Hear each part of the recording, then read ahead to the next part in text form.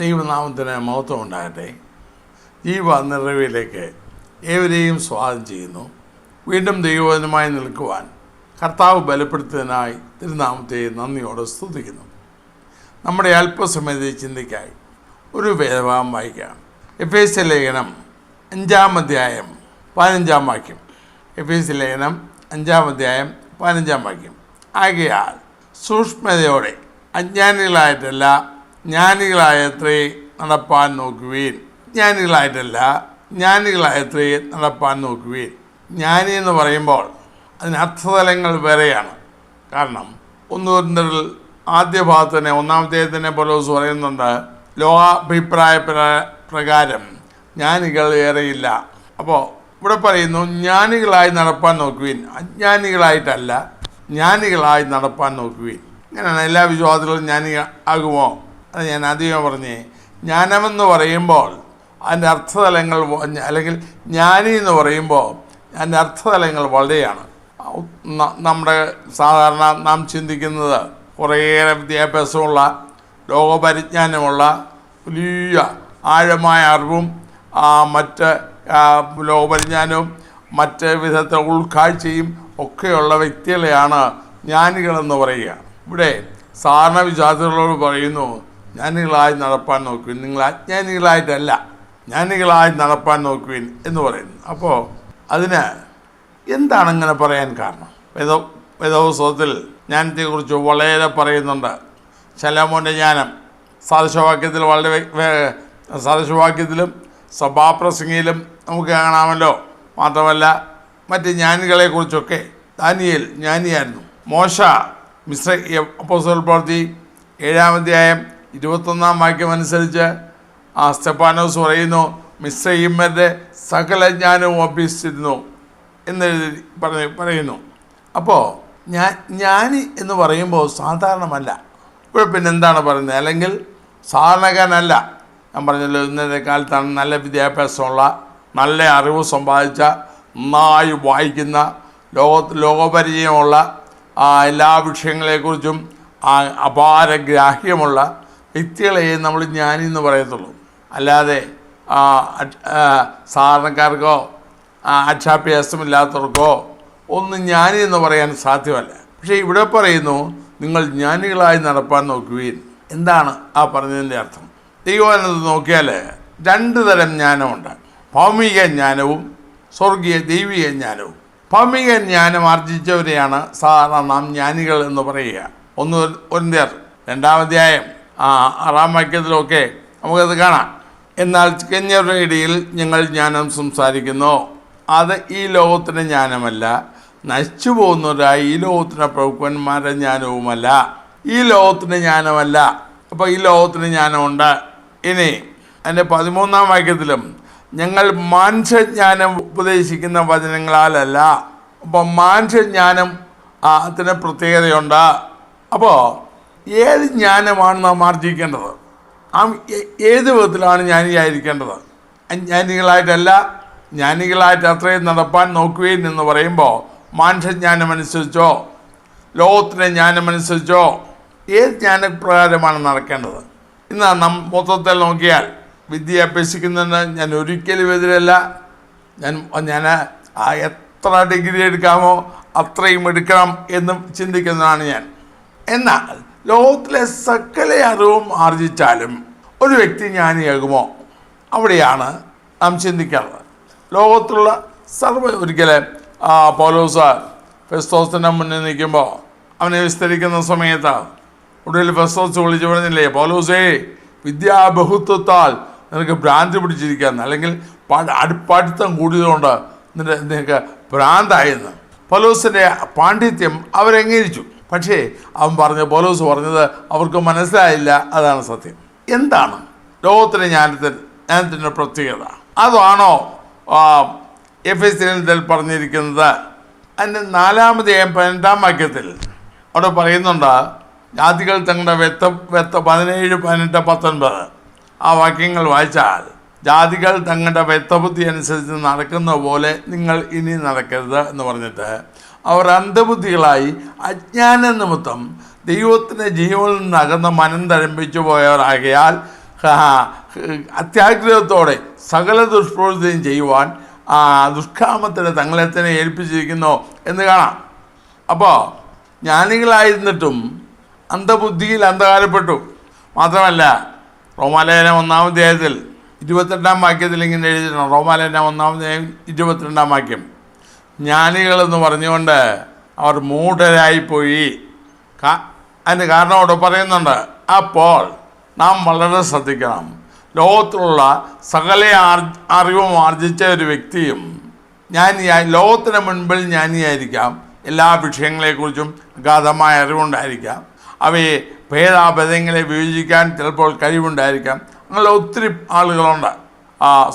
Socrates, Plato, Aristotle, ഇവരെയൊക്കെ ജ്ഞാനികൾ നമ്മൾ പറയുന്നല്ലോ. ഗ്രീക്ക് തത്വജ്ഞാനം പ്രസിദ്ധമാണല്ലോ. 1 കൊരിന്ത്യർ പൗലോസ് പറഞ്ഞത്, യഹൂദന്മാർ അടയാളം ചോദിക്കുന്നു, യവന്മാർ ജ്ഞാനം അന്വേഷിക്കുന്നു, ഞങ്ങൾ ഘോഷിക്കപ്പെട്ട ക്രിസ്തുവിനെ പ്രസംഗിക്കുന്നു. അപ്പോൾ വിഷയം ഇതാണ്, ഏതാണ് യഥാർത്ഥ ജ്ഞാനം? അതിൻ്റെ ലക്ഷണം എന്താ?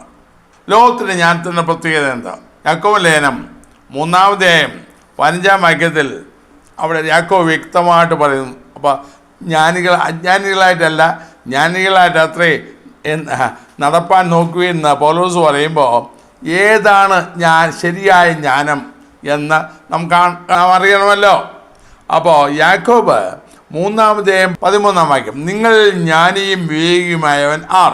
അവൻ ജ്ഞാനലക്ഷണമായ സൗമ്യതയോടെ നല്ല നടപ്പിൽ തൻ്റെ പ്രവൃത്തികളെ കാണിക്കട്ടെ. എന്നാൽ നിങ്ങൾക്ക് ഹൃദയത്തിൽ കയ്പുള്ള ഈർഷ്യയും ശാഠ്യവും ഉണ്ടെങ്കിൽ സത്യത്തിന് വിരോധമായി പ്രശംസിക്കുകയും ഭോഷ്കു പറയുകയും അരുത്.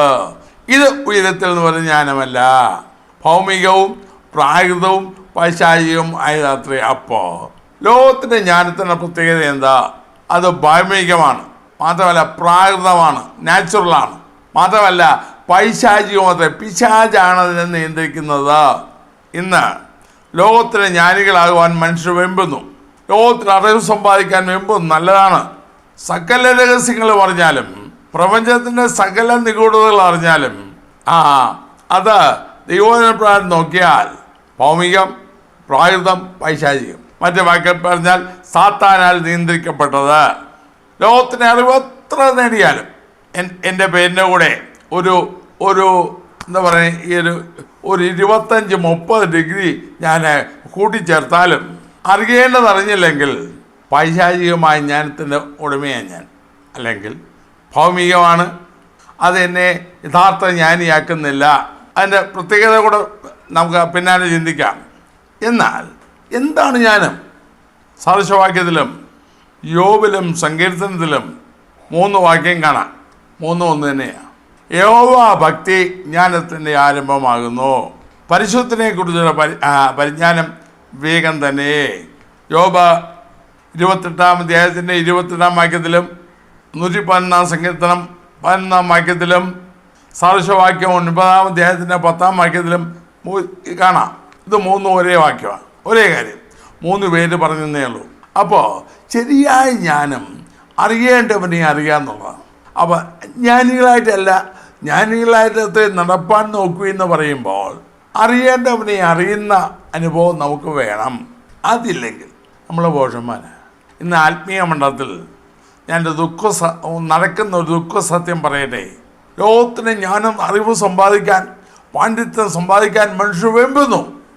കുറ്റമല്ല, പക്ഷേ അത് നമ്മെ നമ്മുടെ ഉടയവനിൽ നിന്ന്, അറിയേണ്ടവനെ അറിയുന്ന അറിവിൽ നിന്ന് നമ്മെ അകറ്റുന്നുവെങ്കിൽ, ഇതിനാണ് പ്രാധാന്യം കൊടുക്കുന്നതെങ്കിൽ, നാം ഈ അറിവിനാണ് പ്രാധാന്യം കൊടുക്കുന്നതെങ്കിൽ നമുക്ക് തെറ്റിപ്പോയി. ശലോമോൻ ജ്ഞാനിയായിരുന്നു, ദൈവദത്തമായ ജ്ഞാനമായിരുന്നവന്. പക്ഷേ 1 രാജാക്കന്മാർ 11-ാം അധ്യായത്തിൻ്റെ 4 മുതൽ 9 വരെയുള്ള വാക്യങ്ങൾ വായിച്ചാൽ 2 പ്രാവശ്യം ദൈവപ്രത്യക്ഷത ഉണ്ടായിട്ട് പോലും വിഗ്രഹാരാധിയായിട്ട് മാറി. ബിംബങ്ങൾക്ക് ബലിയർപ്പിക്കുന്ന സാഹചര്യമുണ്ട്. അവർ 11-ാം അധ്യായത്തിൽ 1 രാജാക്കന്മാർ 11-ാം അധ്യായത്തിൽ വ്യക്തമായി എഴുതിയിട്ടുണ്ട്. അവൻ വയസ്സായപ്പോൾ അവൻ്റെ പുറജാതിക്കാരായ ഭാര്യമാർ അവൻ്റെ ഹൃദയത്തെ വശീകരിച്ചു. ദൈവസനിൽ അവൻ്റെ ഹൃദയം ഏകാഗ്രമായില്ല. അപ്പോൾ വലിയ പാണ്ഡിത്യം ആർജിച്ചാലും വലിയ അറിവ് ആർജിച്ചാലും തർക്കിയന്മാരായി നാം മാറിയാലും യുക്തിസഹമായി എല്ലാത്തെയും വിലയിരുത്തിയാലും അറിയേണ്ട അറിവ് നമുക്കില്ല എങ്കിൽ ദൈവവചനം നമ്മെ മൂഢനായിട്ടാണ് കാണുന്നത്. ഈ ലോകത്തിലെ പൗലോസ് കൊരിന്തിലെ സഭയോട് പറഞ്ഞ ചില കാര്യങ്ങൾ നോക്കിയാൽ ഈ ലോകത്തിൻ്റെ ജ്ഞാനത്തിൻ്റെ പ്രത്യേകത കാണാം. 1 കൊരിന്ത്യർ 2:4-5 നിങ്ങളുടെ വിശ്വാസത്തിന് മനുഷ്യരുടെ ജ്ഞാനമല്ല ദൈവത്തിൻ്റെ ശക്തി തന്നെ ആധാരമായിരിക്കേണ്ടതിന് എൻ്റെ വചനവും എൻ്റെ പ്രസംഗവും ജ്ഞാനത്തിൻ്റെ വശീകരണ വാക്കുകളാൽ അല്ല. ശ്രദ്ധിക്കണം. അപ്പം ലോകത്തിന് ജ്ഞാനം ഉണ്ടാകുമ്പോൾ ജ്ഞാനത്തിൻ്റെ ഫലമായിട്ട് വശീകരണവും ഉണ്ടാകും. വശീകരണ വാക്കുകൾ ജ്ഞാനത്തിൻ്റെ വശീകരണ വാക്കുകളാലല്ല. പൗലോസ് ഞാൻ അങ്ങനെ പ്രസംഗിച്ചില്ല. അപ്പോൾ ലോകജ്ഞാനത്തിൻ്റെ പ്രത്യേകത അതിൻ്റെ വാക്കുകൾ വശീകരിക്കുന്നത് അല്ലെങ്കിൽ കർത്താവിലേക്ക് അടുപ്പിക്കുന്നതിനേക്കാൾ വശീകരിക്കുന്ന വശ്യമായ രീതിയിൽ സംസാരിക്കുകയും നമ്മെ വീഴ്ത്തുകയും ചെയ്യാൻ സാധ്യതയുള്ളത്. മാത്രമല്ല 6-ാം വാക്യത്തിൽ പിന്നെ ഞാൻ പറഞ്ഞു തികഞ്ഞവരുടെ ഇടയിൽ ഞങ്ങൾ ജ്ഞാനം സംസാരിക്കുന്നു പറഞ്ഞിട്ട് അടുത്ത് പറയും ഈ ലോകത്തിന് ജ്ഞാനമല്ല, നശിച്ചു പോകുന്നവരായ ഈ ലോകത്തിന് പ്രഭുക്കന്മാരുടെ ജ്ഞാനവുമല്ല. നോക്കണം, ഈ ലോകത്തിന് ജ്ഞാനമല്ലെന്ന് പറഞ്ഞിട്ട് നശിച്ചു പോകുന്നവരായ ഈ ലോകത്തിന് പ്രഭുക്കന്മാരുടെ ജ്ഞാനവുമല്ല. അപ്പോൾ അവിടെ ഒന്ന് കാണുന്നു, ലോകത്തിന് ജ്ഞാനം നശിക്കുന്നതാണ്, താൽക്കാലികമാണെന്ന്.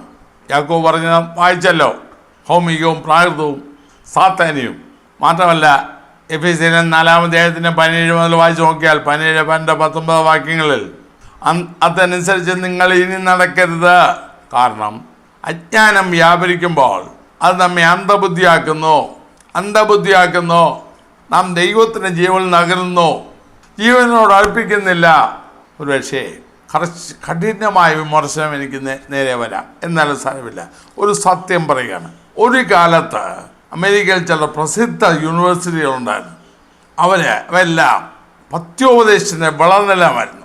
അതിനുവേണ്ടിയാണ് സ്ഥാപിക്കപ്പെട്ടത് പോലും. ഉദാഹരണം പ്രിൻസ്റ്റൺ. എന്നാൽ ഇന്നോ ലിബറൽ തിയോളജിയുടെ കെളിരംഗമായി ലിബറൽ തിയോളജി വേദപുസ്തകത്തെ മൊത്തത്തിൽ അംഗീകരിക്കാത്ത പല സത്യങ്ങളെയും കെട്ടുകഥയെന്നും പഠിപ്പിക്കുന്ന സ്ഥാപനമായത് മാറി. ഇതുപോലെ പലതും. മറ്റു വാക്കിൽ പറഞ്ഞാൽ ലോകത്തിൻ്റെ ജ്ഞാനങ്ങൾ എല്ലാം ദൈവത്തിന് സൽഭോഷത്വമാണ്. മിശയിന്മാരെ സകല ജ്ഞാനവും അഭ്യസിച്ച മോശ പിൽക്കാലത്ത് അതിലൊന്നുപോലും എടുത്തില്ലല്ലോ. കാരണം അതെല്ലാം ദൈവിക ആലോചനയ്ക്ക് വിരുദ്ധമായിരുന്നു. ഇതാണ് സത്യം. പക്ഷേ നാം അംഗീകരിക്കില്ല. നമ്മുടെ സമയവും നമ്മുടെ അധ്വാനവും ദൈവത്തെ അറിയുന്ന അറിവിനേക്കാൾ കൂടുതൽ ഈ ലോകത്തിൻ്റെ കാര്യങ്ങൾക്ക് വേണ്ടി മാറ്റിവെക്കുകയല്ലേ. ലോകത്തിൻ്റെ ജ്ഞാനമാർജിക്കാൻ, ലോകത്തിൻ്റെ അറിവ് സമ്പാദിക്കാൻ, ലോകത്തിൻ്റെ പാണ്ഡിത്യം സമ്പാദിക്കാൻ, അതെന്തോ ഈ ദൈവം തരുന്ന വെളിപ്പാടിനേക്കാൾ മഹത്തരമാണെന്ന് ധരിച്ചു വശായിരിക്കുന്ന ഒരു ദുഃഖ സത്യം ഇന്നത്തെ കാലത്തുണ്ട്. ഞാൻ പിന്നെയും പറയുന്നു, പഠിത്തത്തിനെതിരല്ല. എത്രത്തോളം വിദ്യ അഭ്യസിക്കാമോ അത്രത്തോളം അഭ്യസിക്കാം. പക്ഷേ എൻ്റെ വിഷയം ഇതാണ്. ഇനി കൊലോസ്യർ 2-ാം അധ്യായം വായിച്ചു നോക്കിയാൽ 3-ാം വാക്യത്തിലാണല്ലോ ഇങ്ങനെ കാണാം, അവനിലല്ലോ ജ്ഞാനത്തിൻ്റെയും പരിജ്ഞാനത്തിൻ്റെയും നിക്ഷേപങ്ങളൊക്കെയും ഗുപ്തമായിരിക്കുന്നത്. കർത്താവായ യേശുവിനെ അറിയേണ്ടതുപോലെ അറിഞ്ഞ് അവൻ്റെ ആത്മാവിൻ്റെ വെളിപ്പാട് പ്രാപിച്ച് അതിൽ നാം ജീവിച്ചില്ല എങ്കിൽ നാം ആർജിക്കുന്ന അറിവെല്ലാം വ്യർത്ഥമാണ്. അതെനിക്ക് പറയാനുണ്ട്. അല്ലെങ്കിൽ നമ്മെ ദൈവത്തിൽ നിന്ന് അകറ്റുന്ന അറിവുകളാണെങ്കിൽ നമ്മുടെ ഇന്നത്തെ വിദ്യാഭ്യാസ സമ്പ്രദായം നോക്കാം. ദൈവത്തെക്കുറിച്ച് അല്പം പോലും നാം ഗ്രഹിക്കാത്ത രീതിയിലാണ് ആ വിദ്യാഭ്യാസ സമ്പ്രദായം മുഴുവൻ അടങ്ങിയിരിക്കുന്നത്. കൊലോസ്യർ 2:3 അവനിൽ ജ്ഞാനത്തിൻ്റെയും പരിജ്ഞാനത്തിൻ്റെയും നിക്ഷേപങ്ങളൊക്കെയും ഗുപ്തമായിരിക്കുന്നു. ഇനി അതിൻ്റെ 9-ാം വാക്യം, അവനിലല്ലോ ദൈവത്തിൻ്റെ സർവസമ്പൂർണതയും ദേഹരൂപമായി വസിക്കുന്നത്. അപ്പോൾ അതുകൊണ്ടാണ് പൗലോസ് കൊരിന്ത്യരോട് പറഞ്ഞത്, ക്രൂശിക്കപ്പെട്ട ക്രിസ്തുവിനെ അല്ലാതെ മറ്റൊന്നും അറിയാത്തവനായി നിങ്ങളുടെ ഇരിക്കണം എന്ന് ഞാൻ വിചാരിച്ചു. കാരണം നിങ്ങളുടെ വിശ്വാസത്തിന് നിങ്ങളുടെ വിശ്വാസത്തിൻ്റെ ആധാരം എന്തായിരിക്കണം?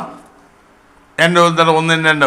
ജ്ഞാനം സഹോദരന്മാരെ, നിങ്ങളുടെ അടുക്കൽ വന്നപ്പോൾ വചനത്തിൻ്റെയോ ജ്ഞാനത്തിൻ്റെയോ വൈഭവം കൂടാതെ അത്രേ ദൈവത്തിൻ്റെ സാക്ഷ്യം നിങ്ങളോട് പ്രസ്താവിപ്പാൻ വന്നത്.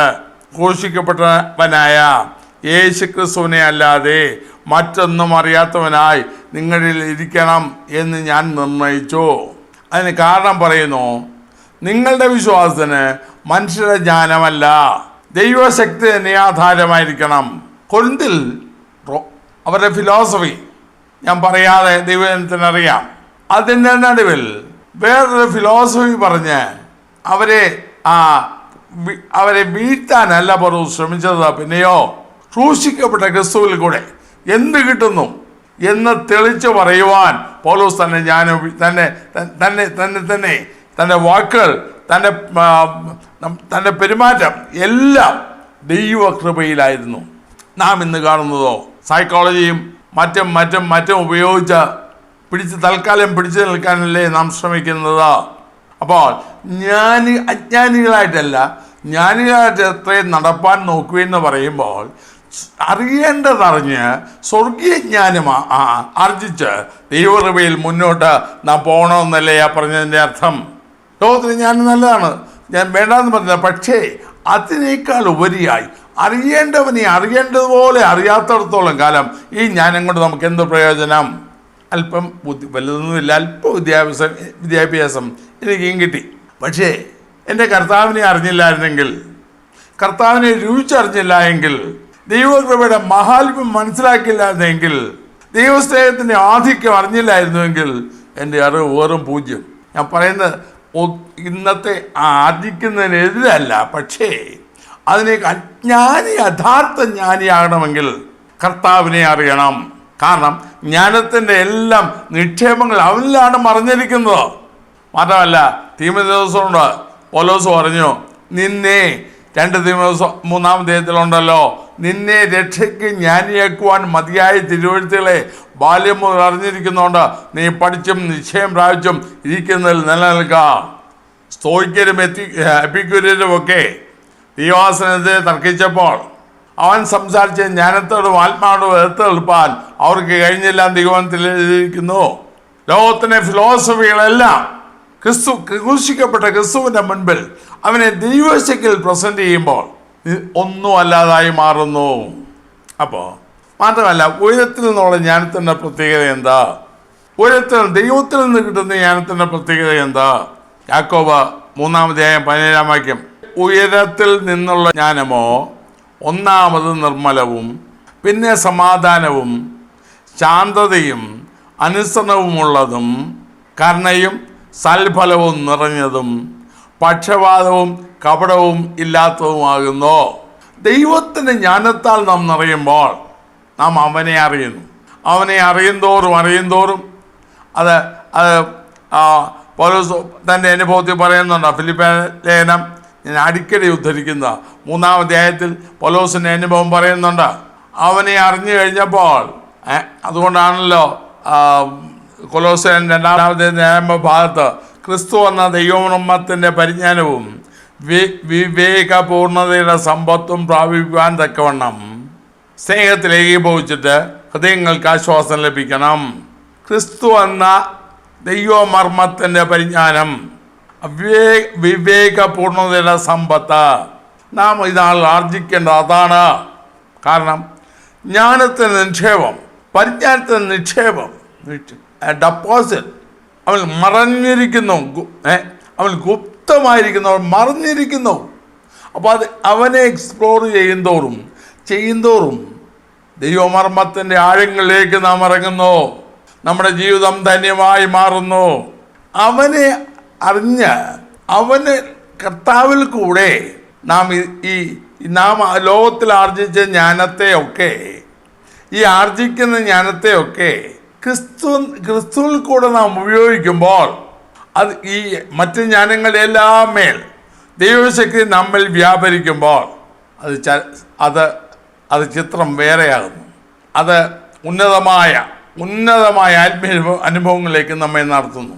അപ്പോൾ ആ ജ്ഞാനം നാം പ്രാപിക്കുമ്പോൾ പൗലോസ് പറയുന്നത് എൻ്റെ കർത്താവിനെ കുറിച്ചുള്ള പരിജ്ഞാനത്തിൻ്റെ ശ്രേഷ്ഠത ഇങ്ങോട്ട് വന്നപ്പോഴേക്ക് അവനെക്കുറിച്ചുള്ള അറിവ് എന്നിൽ ഒന്നിനൊന്നിന് കൂടിയപ്പോൾ എനിക്കിവിടെ ഒന്നും വേണ്ട, ഞാൻ എല്ലാം ചവർന്നു നിന്നു.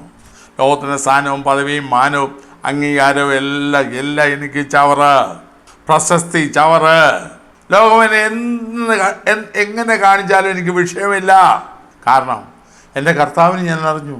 പ്രിയമുള്ളവരെ, ഈ നാളുകൾ നമുക്കും ആവശ്യം ഇതാണ്. ക്രൂശിക്കപ്പെട്ട ക്രിസ്തുവിനെ അറിയാതെ മറ്റു നാം എന്താർജിച്ചാലും അത് നമ്മുടെ ജീവിതത്തിൽ നഷ്ടമായി മാറും. ഈ ലോകത്തിൽ നമുക്ക് കാര്യങ്ങളൊക്കെ നേടാം, പക്ഷേ നമ്മെ രക്ഷയ്ക്ക് ജ്ഞാനിയാക്കുമോ? വിഷയമതാണ്. അതാ ദൈവത്തോട് പറഞ്ഞേ, നിന്നെ രക്ഷയ്ക്ക് ജ്ഞാനിയാക്കുവാൻ മതിയായ തിരുവെഴുത്തുകൾ. യാക്കോബ് പറഞ്ഞ വാക്യത്തോട് ഞാൻ പിന്നെയും വരട്ടെ. ഉയരത്തിൽ നിന്നുള്ള ജ്ഞാനമോ, മറ്റു വാക്കുകൾ പറഞ്ഞാൽ നമുക്ക് ദൈവത്തിൽ നിന്ന് ആർജിക്കുന്ന ജ്ഞാനമോ, ഒന്നാമത് നിർമ്മലം, മാലിന്യമേശാത്തത്, പിന്നെ സമാധാനം, ശാന്തത, അനുസരണമുള്ളത്, എല്ലാ കാര്യത്തിലും ദൈവത്തിൻ്റെ ആത്മാവിനെ അനുസരിക്കും. എല്ലാ കാര്യത്തിലും അവിടെ ചോദ്യമില്ല. പൂർണ്ണമായി അവൻ വിധേയപ്പെടുന്ന എന്ത് പ്രശ്നം വന്നാലും കർത്താവിനെ അറിയേണ്ടതുപോലെ അറിഞ്ഞു കഴിഞ്ഞാൽ എന്ത് കഷ്ടമാണേലും പ്രശ്നമാണേലും അവിടെ ഒരു ആ വ്യക്തിയുടെ ജീവിതത്തിൽ ഒരു പ്രശ്നം ഉണ്ടാകുന്നില്ല. അവൻ ധൈര്യമായി സന്തോഷത്തോടെ മുന്നോട്ട് പോകും. മാത്രമല്ല, കരുണ, ദൈവത്തിൻ്റെ കരുണ വെളിപ്പെടും. അത് സൽഫലം നിറഞ്ഞത്. നോക്കണേ, യാക്കോബ് അത് ഓരോന്നോരോന്നായിട്ട് 7 കാര്യങ്ങൾ പറഞ്ഞിരിക്കുന്നത്. മാത്രമല്ല, പക്ഷപാതമില്ലാത്തത്. അവിടെ ഒരു പക്ഷപാതമില്ല, ഒരു ഗ്രൂപ്പുമില്ല, കർത്താവിൻ്റെ കാര്യം മാത്രം, കപടമില്ലാത്തത്. ദൈവമേ, ഇന്നത്തെ കാലത്ത് എന്താണ് നടക്കുന്നത്? ഞാൻ ഓളെ വായിച്ച പോലെ ലോകത്തെ പൈശാചികമായ ജ്ഞാനമല്ലേ എന്ന് വെളിപ്പെടുന്നത്. കാപട്യം, ഏത് രംഗത്തും കാപട്യം, അത് കപടമില്ലാത്തത്. ഇങ്ങനെ ഈ അനുഭവം, അല്ലെങ്കിൽ മറ്റ് വാക്കുകൾ പറഞ്ഞാൽ ക്രിസ്തുവിലുള്ള ജ്ഞാനത്തിൻ്റെയും പരിജ്ഞാനത്തിൻ്റെയും നിക്ഷേപങ്ങൾ ഗുപ്തമായിരിക്കുന്നത് അതറിഞ്ഞ് ക്രൂശിക്കപ്പെട്ട ക്രിസ്തുവിനെ അറിഞ്ഞ് നാം മുന്നോട്ട് പോകുമ്പോൾ നമ്മുടെ ജീവിതം ഇങ്ങനെയാകും, നിർമ്മലമാകും. യാതൊരു മലിനതയും അവർ തൊടുകയില്ല. തികഞ്ഞ വിശുദ്ധരായി ജീവിക്കും. അവൻ്റെ സമാധാനം നമ്മൾ വെളിപ്പെടും, അവൻ്റെ ശാന്തത നമ്മൾ വെളിപ്പെടും. കാരണം അത് ദൈവത്തിൽ.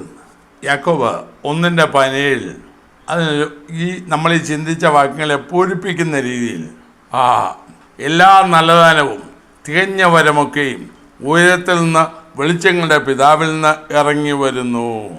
മാറിപ്പോവാത്ത ദൈവത്തിൽ നിന്ന് നല്ലതെല്ലാം, തികഞ്ഞ വരമെല്ലാം. അപ്പോൾ തികഞ്ഞ ജ്ഞാനം, പരിശുദ്ധനെ കുറിച്ചുള്ള അറിവ് ഒന്നും ആർജിക്കാൻ കഴിഞ്ഞില്ലെങ്കിലും, ഈ ലോകത്തിൽ ഒരു പാണ്ഡിത്യവും കിട്ടിയില്ലെങ്കിലും, ആർജിക്കാൻ കഴിഞ്ഞില്ലെങ്കിലും, കർത്താവിനെ അനുഭവിച്ചറിയുവാൻ ഭാഗ്യം കിട്ടിയെങ്കിൽ അവർ നമ്മെപ്പോലെ ഭാഗ്യവാന്മാർ വരെയില്ല. ഈ നാളുകളിൽ നാം എന്തിൻ്റെ പുറകെ പോകുന്നു? കർത്താവിനെ താഴ്ന്നേച്ച് ലോകത്തിന് ജ്ഞാനം ആർജിക്കാൻ ദൈവമക്കൾ മുന്നോട്ട് പോകുന്നു. യേശു ക്രിസ്തുവിനെ മാറ്റി നിർത്തിയിട്ട്, ക്രൂശിക്കപ്പെട്ട ക്രിസ്തുവിനെ മാറ്റി നിർത്തിയിട്ട്, ക്രിസ്തുവിൻ്റെ ക്രൂശിനെ വ്യർത്ഥമാക്കിയിട്ട് ലോകത്തിൻ്റെ ജ്ഞാനത്തിൻ്റെ പിന്നാലെ പോയാൽ വലിയ അപകടത്തിലേക്ക് നയിക്കും.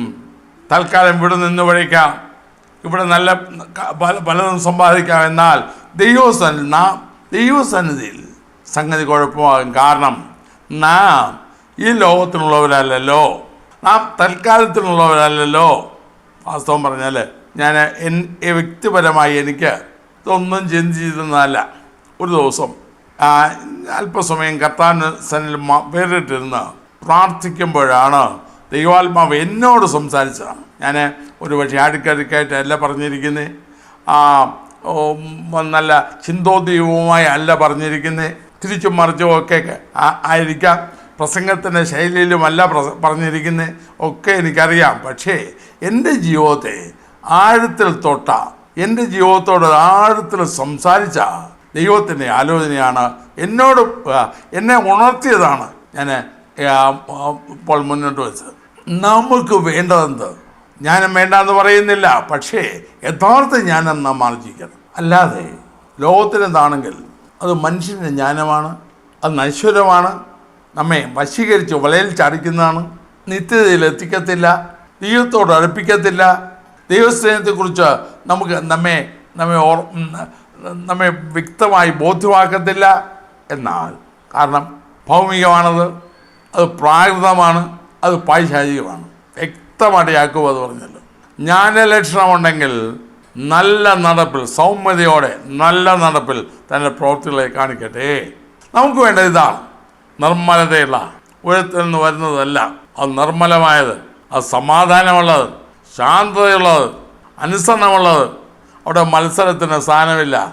അപ്പോൾ മത്സരത്തിന് ആത്മാവെന്ന് വ്യാപരിക്കുന്നെങ്കിൽ മനസ്സിലായിക്കോണം ഞാൻ ആർജിച്ചതിന് എന്തോ തകരാറുണ്ടെന്ന്. അവിടെ ദൈവത്തിൻ്റെ കരുണ വെളിപ്പെടും. നല്ല ഫലമെല്ലാം കാണും. ഒരു പക്ഷപാതവും ഒരു കാപട്യവും ഇല്ല. ഇങ്ങനെയുള്ളൊരു വ്യക്തിത്വം, ഇങ്ങനെയുള്ളൊരു ജീവിതം നമുക്കുണ്ടെങ്കിൽ നമ്മൾ എത്ര ധന്യരാകും. മറ്റുള്ളവർക്ക് പ്രയോജനപ്പെടുമല്ലോ. അല്പനാളെ ലോകത്തിൽ ജീവിച്ചോളെങ്കിലും നമ്മുടെ ജീവിതം മറ്റുള്ളവർക്ക് പ്രയോജനമാകുമല്ലോ. ആകയാൽ ഭൗമികവും പ്രാകൃതവും പൈശാചികവുമായതിന് അമിത പ്രാധാന്യം കൊടുക്കുന്നതിനേക്കാൾ സ്വർഗീയമായതിന്, ഉയരത്തിൽ നിന്നുള്ളതിന് കൊടുക്കേണ്ട പ്രാധാന്യം കൊടുത്ത് അതിൽ നിറഞ്ഞ് നാം വാഴുന്നുവെങ്കിൽ, നാം ജീവിക്കുന്നുവെങ്കിൽ നമ്മുടെ ജീവിതം ധന്യമായി. അപ്പോൾ ജ്ഞാനികളായിട്ടല്ല, ജ്ഞാനികളായ എത്രേ നടപ്പാൻ നോക്കുകയെന്ന് പൗലോസ് എഫേസ്യലേഖനം 5-ാം അധ്യായത്തിൽ പറഞ്ഞത് ഈ ബന്ധത്തിലാണെങ്കിൽ നാം ജ്ഞാനികളായി നടക്കുമ്പോൾ കാലലക്ഷണങ്ങളൊക്കെ മനസ്സിലാക്കി കർത്താവിനോടടുത്തു, അവനെ അറിഞ്ഞ്, അവനെ രുചിച്ചറിഞ്ഞ്, അവനെ ജീവിതത്തിൽ കൂടെ വെളിപ്പെടുത്തി, ദൈവ സ്വഭാവത്താൽ നിറഞ്ഞ് ദൈവസ്നേഹത്തിന് വാഹകരായി ഈ ലോകത്തിൽ ജീവിക്കാൻ കഴിഞ്ഞാൽ നമ്മുടെ ജീവിതം ധന്യമായി. ഞാൻ ഒന്നുകൂടെ പറയുന്നു, എന്നെ തെറ്റിദ്ധരിക്കരുത്. വിദ്യാഭ്യാസത്തിന് ഞാൻ എതിരല്ല, ജ്ഞാനമാർജിക്കുന്നതിനെതിരല്ല. പക്ഷേ യഥാർത്ഥ ജ്ഞാനം ദൈവത്തുള്ള ഭക്തിയില്ലാതെ ആരംഭിക്കുന്നത്. അതല്ലാതുള്ള എല്ലാ ജ്ഞാനവും പോക്കാം. ഞാൻ 3 വാക്യം ഉദ്ധരിച്ചല്ലോ.